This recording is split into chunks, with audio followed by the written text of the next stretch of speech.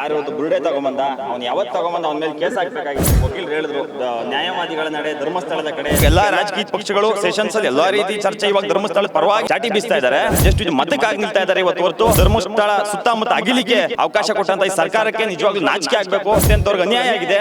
ನೀರಾವರಿ ಸಮಸ್ಯೆ ಇದೆ, ಎಷ್ಟೋ ಜನಕ್ಕೆ ವಸತಿ ಇಲ್ಲ. ಧರ್ಮಸ್ಥಳಕ್ಕೆ ಏಕಾಏಕಿ SIT ರಚನೆ ಮಾಡ್ತಾರೆ. ದಿನಗಳಲ್ಲಿ ಮಂಜುನಾಥ ಸ್ವಾಮಿ ಆಗಲಿ ಅಣ್ಣಪ್ಪ ಸ್ವಾಮಿ ಆಗಲಿ ಅವ್ರಿಗೆ ಶಿಕ್ಷೆ ಕೊಡ್ತಾನೆ ಅಂತ ಮಹೇಶ್ ತಿಮ್ಮರೋಡಿ ಎಲೆಕ್ಷನ್ ನಿಂತ 3 ಎಕರೆ ಇತ್ತು, ಇವತ್ತು 22 ಎಕರೆ ಆಗೈತೆ. ಅದ್ರ ಬಗ್ಗೆ ಎಲ್ಲ ಸ್ವಲ್ಪ ತನಿಖೆ ಮಾಡಿ. ಈ ನೆಲೆ ಕುಲ್ಲ ಇಲ್ಲದೆ ಇರೋರೇ ಧರ್ಮಸ್ಥಳದ ವಿರುದ್ಧ ಮಾತಾಡೋದು. ಇದು ನಂಗೆ ಸರ್ಕಾರ ಒತ್ತುವರಿ ಮಾಡ್ಕೊಂಡ್ರೆ ಆಕ್ಯುಪೈ ಮಾಡ್ಕೊಂಡ್ರೆ ಧರ್ಮಸ್ಥಳನ ನಮ್ ಸಾಲ ತೀರೋಗ್ಬಿಡ್ತದೆ. ಧರ್ಮಸ್ಥಳದ ಮೇಲೆ ಆಗ್ತಾ ಇರ್ತಕ್ಕಂಥ ಷಡ್ಯಂತ್ರ ನೀವೆಲ್ಲ ಗೊತ್ತು. ಯಾರು ಇವತ್ತು ಬುರುಡೆ ತಗೊಂಬಂದ ಅವ್ನು ಯಾವತ್ತು ತಗೊಂಬಂದ ಅವನ ಮೇಲೆ ಕೇಸ್ ಹಾಕ್ಬೇಕಾಗಿತ್ತು. ಯಾವುದೇ ರೀತಿ ಕೇಸ್ ಹಾಕ್ಲಿಲ್ಲ. ನಾವು ಏನು ನಮ್ಮ ವಕೀಲರು ಹೇಳಿದ್ರು ನ್ಯಾಯವಾದಿಗಳ ನಡೆ ಧರ್ಮಸ್ಥಳದ ಕಡೆ ಎಂಬ ಧ್ಯೇಯ ವಾಕ್ಯದಡಿಯಲ್ಲಿ ಸಾವಿರಾರು ಜನ ವಕೀಲರು ಬೆಂಗಳೂರು ಹಾಗೂ ರಾಜ್ಯದ ಹಲವಾರು ಭಾಗಗಳಿಂದ ನ್ಯಾಯಾಲಯದ ಮೂಲಕ ನಿನ್ನೆ ಬಂದಿದ್ದಾರೆ.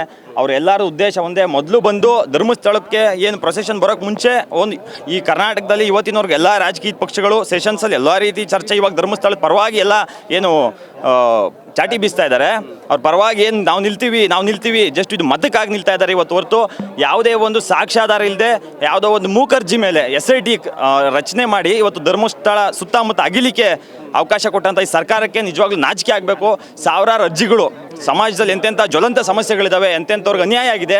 ನೀರಾವರಿ ಸಮಸ್ಯೆ ಇದೆ, ಎಷ್ಟೋ ಜನಕ್ಕೆ ವಸತಿ ಇಲ್ಲ. ಅದ್ರ ಬಗ್ಗೆ ಯಾವುದೇ ರೀತಿ ಯೋಚನೆ ಮಾಡಿಲ್ಲ. ಇವತ್ತು ಎಷ್ಟು ಕಸದ ವಿಲೇವಾರಿ ಸಮಸ್ಯೆ ಬೆಂಗಳೂರಲ್ಲಿ, ಅದ್ರ ಬಗ್ಗೆ ಯೋಚನೆ ಮಾಡಿಲ್ಲ. ಧರ್ಮಸ್ಥಳಕ್ಕೆ ಏಕಾಏಕಿ SIT ರಚನೆ ಮಾಡ್ತಾರೆ ಅಂದರೆ ಅವರ ವೈಯಕ್ತಿಕ ಹಿತಾಸಕ್ತಿ ಎಷ್ಟು ಇದರೊಳಗಡೆ ಅಡಗಿದೆ ಅಂತಕ್ಕಂಥದ್ದು ಈ ಸಮಾಜಕ್ಕೆ ಎಲ್ಲರೂ ಕಾಣ್ತದೆ. ಮುಂದಿನ ದಿನಗಳಲ್ಲಿ ಮಂಜುನಾಥ ಸ್ವಾಮಿ ಆಗಲಿ ಅಣ್ಣಪ್ಪ ಸ್ವಾಮಿ ಆಗಲಿ ಅವ್ರಿಗೆ ಶಿಕ್ಷೆ ಕೊಡ್ತಾನೆ ಅಂತ ಈ ಮೂಲಕ ಹೇಳ್ತಾ, ನಾವು ನ್ಯಾಯವಾದಿಗಳ ನಡೆ ಧರ್ಮಸ್ಥಳದ ಕಡೆ ಜನ ಹೇಳ್ತಾರೆ, ನಮ್ಮ ವಕೀಲರು ಹೇಳಿದ್ರು ಏನಕ್ಕೆ ಸ್ವಲ್ಪ ಜನ ಹೇಳ್ತಾರೆ ಏನಂತ, ಈಗ ಕೂತ್ಕೊಂಡು ಕೆಲಸ ಇಲ್ಲದೆ ಕಮೆಂಟ್ ಮಾಡ್ತಾರಲ್ಲ ಅವ್ರು ಹೇಳ್ತಾರೆ ಲಾಯರ್ಗಳು ಕೋರ್ಟ್ಗೆ ಹೋಗಿ ಯಾಕೆ ಧರ್ಮಸ್ಥಳಕ್ಕೆ ಬರ್ತೀರಾ ಅಂತ.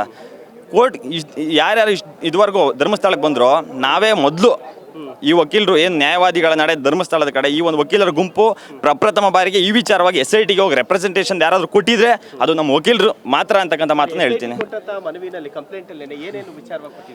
ಅಲ್ಲ ಏನು ಅಂದರೆ ಸುಮ್ಮನೆ ಯಾರೋ ಏನೋ ಹೇಳಿದ್ರು ಅಂತ ಮಾಡೋಕೆ ಹೋಗಬೇಡಿ. ನಿಮ್ಗೆ ಸ್ವಂತ ಬುದ್ಧಿ ಸ್ವಂತ ತಲೆ ಕಾನೂನು ಏನಿದೆ ಅದ್ರ ಮೂಲಕ ನೀವು ಕೆಲಸ ಮಾಡಿ ಅಂತ ಅರ್ಜಿಯಲ್ಲಿದೆ. ಆಮೇಲೆ ಯಾರಿಗೆ ಗಿರೀಶ್ ಮಟ್ಟಣ್ಣ, ಮಹೇಶ್ ತಿಮ್ಮರೋಡಿ ಎಲೆಕ್ಷನ್ ನಿಂತ 3 ಎಕರೆ ಇತ್ತು, ಇವತ್ತು 22 ಎಕರೆ ಆಗೈತೆ. ಅದ್ರ ಬಗ್ಗೆ ಎಲ್ಲ ಸ್ವಲ್ಪ ತನಿಖೆ ಮಾಡಿ. ಸುಮ್ಮನೆ ಏನೋ ಹೇಳ್ತಾರೆ ಅಂತ ಗಾಳಿಲಿ ಗುಂಡು ಹೊಡಿಬೇಡಿ, ನಿಮ್ಮ ಕೆಲಸ ಸರಿಯಾಗಿ ಮಾಡಿ ಅಂತ ಇದೆ ಅರ್ಜಿಯಲ್ಲಿ.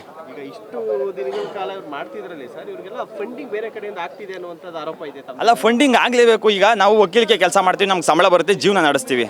ಇಲ್ಲ ಮನೇಲಿ ಸ್ವಲ್ಪ ಅಷ್ಟು ಕೊಡ್ತಾರೆ ಇವ್ರಿಗೆ. ಈ ನೆಲೆ ಕುಲ್ಲ ಇಲ್ಲದೆ ಇರೋರೇ ಧರ್ಮಸ್ಥಳದ ವಿರುದ್ಧ ಮಾತಾಡೋದು. ಯಾರಿಗೆ ನೆಲೆ ಕುಲ ಇರಲ್ಲ ಈ ಧರ್ಮಸ್ಥಳನ ಹಾಳು ಮಾಡಿಬಿಡೋಣ. ಆಮೇಲೆ ಇವತ್ತು ನಿಜವಾಗ್ಲೂ ಹೇಳಬೇಕು ಅಂದರೆ ಕರ್ನಾಟಕದ ಮೂಲೆಯಲ್ಲಿ ಏನು ಧರ್ಮಸ್ಥಳದ ಮೂಲಕ ಸಹಕಾರ ಆಗಿದೆ, ವಿದ್ಯಾದಾನ, ಕೃಷಿ ಕ್ಷೇತ್ರಕ್ಕೆ ಸಂಬಂಧಪಟ್ಟಂಗೆ ಮತ್ತು ಹಾಗೂ ಮಹಿಳಾ ಸಬಲೀಕರಣ, ಸ್ತ್ರೀ ಶಕ್ತಿ ಸಂಘಗಳು, ಅದರಲ್ಲೆಲ್ಲ ಲಕ್ಷಾಂತರ ಜನ ಅನುಕೂಲ ಪಡ್ಕೊಂಡಿದ್ದಾರೆ. ಅವರೆಲ್ಲ ಬಂದು ಇವತ್ತು ನಿಂತರೆ ಧರ್ಮಸ್ಥಳಕ್ಕೆ ಇನ್ನೂ ಹೆಚ್ಚಿನ ಶಕ್ತಿ ಬರ್ತದೆ ಅಂತ ಹೇಳ್ತೀನಿ. ಎಷ್ಟೋ ಜನದ ಮನೋಭಾವನೆ ಏನು ಅಂದರೆ ಎಡಪಂಥೀಯರದು ಇದು ನಂಗೆ ಸರ್ಕಾರ ಒತ್ತುವರಿ ಮಾಡ್ಕೊಂಬಿಟ್ರೆ ಆಕ್ಯುಪೈ ಮಾಡ್ಕೊಂಬಿಟ್ರೆ ಧರ್ಮಸ್ಥಳನ ನಮ್ಮ ಸಾಲ ತೀರೋಗ್ಬಿಡ್ತದೆ, ಹೇಳೋರು ಕೇಳೋರಿಲ್ಲ. ಇಂಥ ಒಂದು ದುಸ್ಥಿತಿ ಏನು ಜನದಲ್ಲಿ ಹೋಗಿಲ್ಲ. ಅದಕ್ಕೆ ಇವತ್ತು ಇವರೆಲ್ಲ ಎಡಪಂಥೀಯರು ಸೇರಿ ಹಾಗೂ ಕೆಲವರು ಬೇರೆ ಧರ್ಮದವರು ಸೇರಿ ಹಿಂದೂ ಧರ್ಮನ ಹೊಡಿತಕ್ಕಂಥ ಕೆಲಸವನ್ನು ಈ ಮೂಲಕ ಈ ಷಡ್ಯಂತ್ರದ ಮೂಲಕ ಮಾಡ್ತಾ ಇದ್ದಾರೆ ಅಂತ ಈ ಮೂಲಕ ಹೇಳಿ ಬಯಸ್ತೀನಿ. ಅಲ್ಲ ಇಲ್ಲಿ ಬಂದು ಇವತ್ತಿನವರೆಗೂ ಧರ್ಮಸ್ಥಳಕ್ಕೆ ಬಂದು ಊಟ ಮಾಡದೆ ಹೋಗಿರೋಂಥ ವ್ಯಕ್ತಿ ಯಾರೂ ಇಲ್ಲ. ಹಂಗಂತ ಹೇಳಿದರೆ ಅದು ಮೂರ್ಖತನ, ಅವ್ರಿಗೆ ಮೂರ್ಖತನದ ಪರಮಾವಧಿ ಅಂತ ಹೇಳಿಕ್ಕೆ ಬಯಸ್ತೀನಿ.